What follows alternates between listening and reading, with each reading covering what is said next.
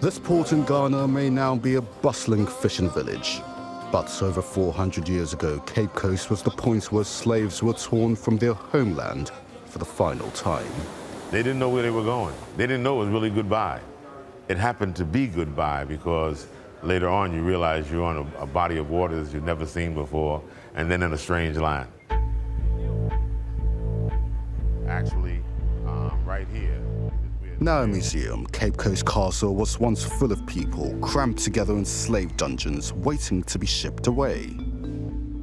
Rabbi Cohen is an African-American who left the States to settle here in Ghana. He doesn't know for certain, but it's very likely his ancestors came through this door before being taken to America. Just look at this corridor and how it leads out. No one would expect that this corridor would literally lead a whole people away from their shores, their home, what they would know as their reality, you know, their humanity, and then to a whole new world. He's done this tour many times. So be my guest. He came here today to show me just how important it is to Africans who have lost their connection to their homeland. How does it feel walking through there?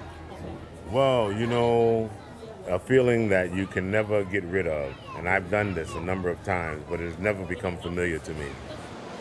Never normal. It's never an everyday thing.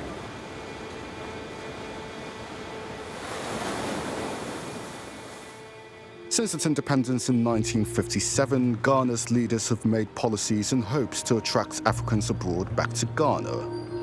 More recently, President Nana Akufo-Addo spoke in Washington, D.C. and officially announced that 2019 would be the year of return, welcoming anyone of African heritage to come to Ghana and reconnect with their roots. Together to make sure that never again will we allow a handful of people with superior technology to walk into Africa, seize our peoples, and sell them into slavery. And the response was huge. 2019 saw just over 1 million tourists visit Ghana, an increase of nearly 20% on the previous year. Rabbi Cohen left the US over 30 years ago and played a part in the Year of Return events. He wanted to encourage others to make the same pilgrimage that he did. I want to fulfill the vision and the dream of how we reconnect this African family. How do we come together to unify so that we can mobilize our collective energy and strength to master Africa's destiny together. And one man can make a difference. For me, this story marks my own year of return. I was born in Ghana, but I haven't been back in over 10 years. A lot has changed since then. The success of the Year of Return brought 118,000 African-American visitors to the country, and officially 1,500 came here to stay. People say to me, you know, man, you left the United States, the land of milk and honey, the land of opportunity. Morris now lives in Ghana with his wife and son, but before that he served as a US Navy SEAL. However, he never felt that his country served him. Men don't beat each other up. Nobody's gonna get shot tonight in Ghana, right? But they might get shot in the US. Oh, somebody's gonna get shot for sure. In all of the cities that I lived in the United States, tonight somebody will get shot. It's a complex relationship with his former home. He's conscious that not every African American should leave the land they built.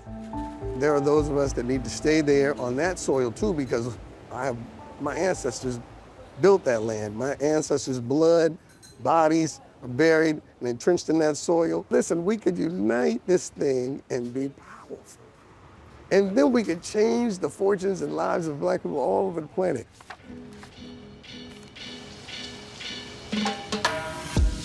After Elmina, it was time to hit the road. On to Ghana's capital, Accra.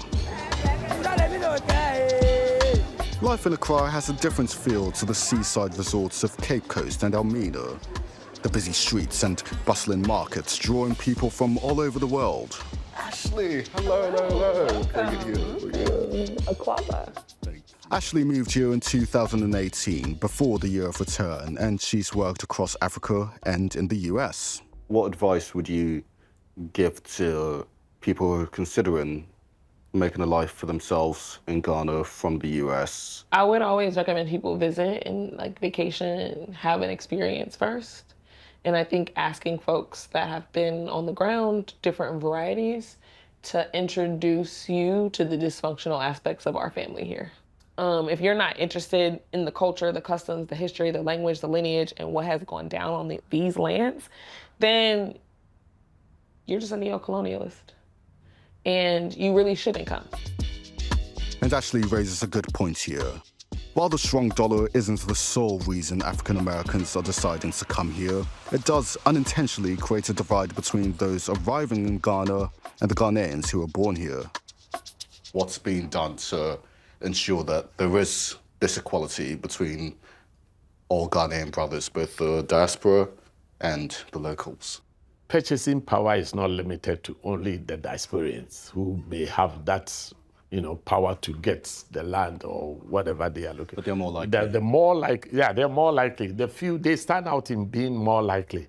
But there are locals here who equally have that money and will get what they want as far as land is concerned. We need to manage it as a country. We need to manage it as people, so that it doesn't create that unnecessary friction.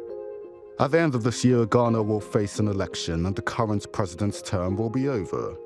But there is hope that despite the challenges, Ghana's future as a home for diasporans will continue.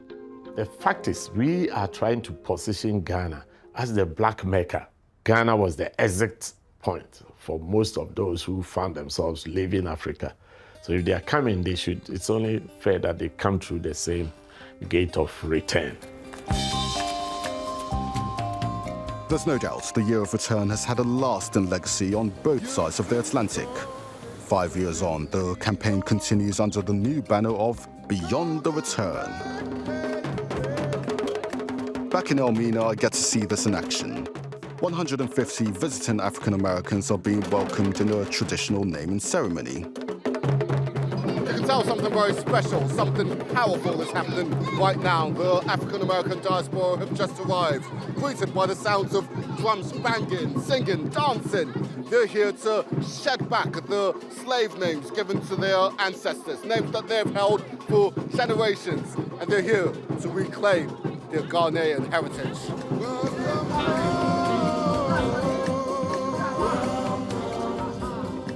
Next week, the United States goes to the ballot box. It's set to be a dramatic election and will no doubt affect African Americans living there.